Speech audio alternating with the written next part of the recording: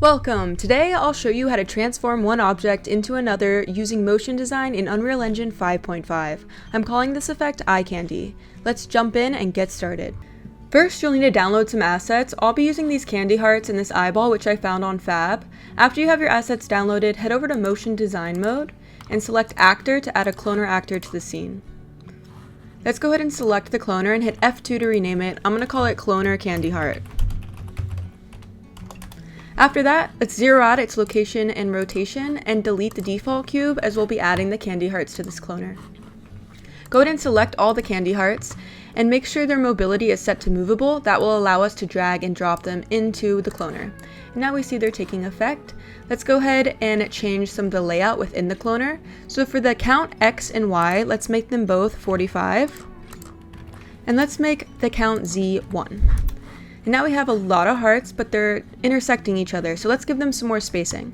For the spacing X and Y, I'm going to make them both 225. Nice! And so now I kind of want to add some rotation, random rotations to the heart, as well as mix up their materials. So I'm going to check on enabled for step, and then for rotation, I'm going to give the Z a value of 4,845, and now they have some random rotation to them, which is nice. So now let's mix up the colors. So I'm going to scroll down until I see mesh renderer, and then in mesh renderer mode, change that to random. And now we have a more random display of these hearts. Now I want to push the hearts down so they're on the plane. So I'm going to select the cloner and scroll up to the transform, and I'm going to give this a value of -68.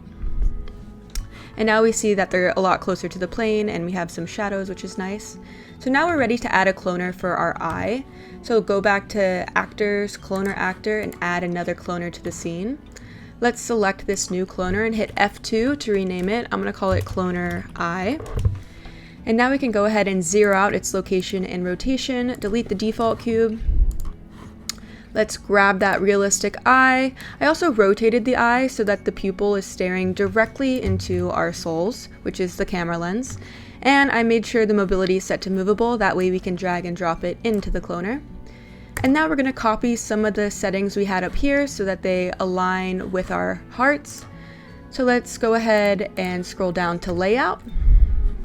Use that drop down arrow. Count X, I'm going to make 45. Count Y, also 45. And count Z 1. I'm going to copy the spacing, and I'm going to make it 225 and 225 for the Y as well. Now we got a whole bunch of eyes staring at us. So now we're ready to create an effector. And I'm going to go ahead and hide my cloner eyes for this so we can just focus on the hearts. So go ahead and select the cloner candy hearts, and let's scroll down until we get to effector, and then hit create linked effector. That will generate a new effector for us. We can go ahead and select this effector. I'm going to call it F2, and I'm going to call it a controller. I'm calling it a controller because I'm going to be adding an effector later to the cloner eye and linking it to this, and then this effector will be used to move both of them. So I'm going to call it controller effector underscore candy hearts. And now we can go ahead and make the inner radius a lot larger. I'm going to make it 525 and the outer radius 600.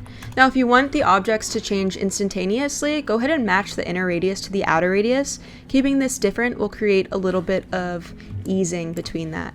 If I hit G, I can now see the icons, and I can see the outline of the effector. This outer radius is blue and the inner radius is red. And so now, in order to change something, I basically want the hearts to disappear when they're in the effector.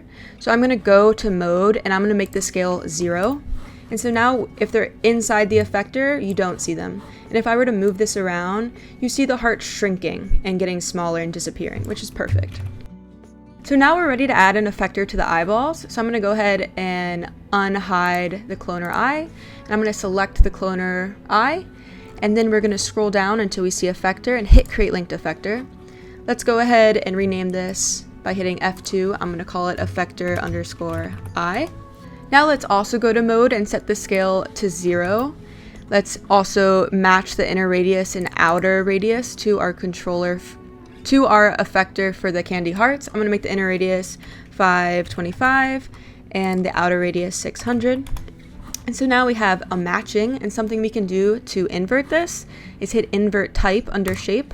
And now we need to make sure we hide our realistic eyeball so it's not part of the cloner.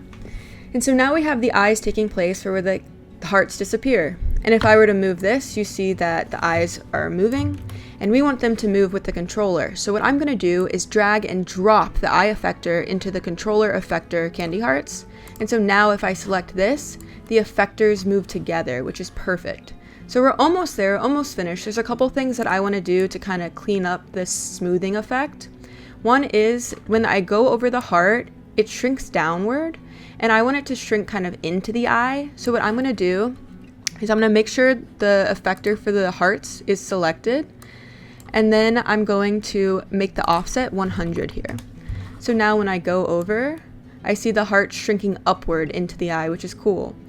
Now I'm also going to have the eyes rotate so they're not looking at us right away, and then they're going to spin into us. So let's go ahead and select the effector for the eye and change the rotation.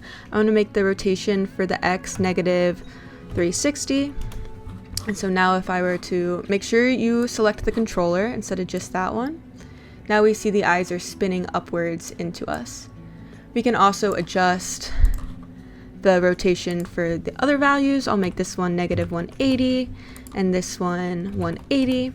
And so now go back to the controller and move it around, and we see the eyes kind of doing a spin wobble to look at us, which I think is fun and more dynamic than just staring at us directly. So now if we want to animate this, we can go ahead and select our control effector candy and add it to our sequencer. If you don't have a sequencer, you can add one right here. And now we just hit this plus button and add a transform. Let's go ahead and go to frame 0, and I'm going to push it to the far corner. I'm going to make sure my controller is selected. I'm going to push it to the far corner. I'm going to go ahead and key it here. And then I'm going to go to my last frame, and I'm going to key it over here. And now when I hit play, we see the effect taking place, and now this is ready to render. I hope you enjoyed this tutorial. If you did, you'll probably love the other motion design tutorials that just popped up on the screen. Don't forget to like and subscribe for more Unreal Engine tutorials. Thank you for watching, and have an awesome day.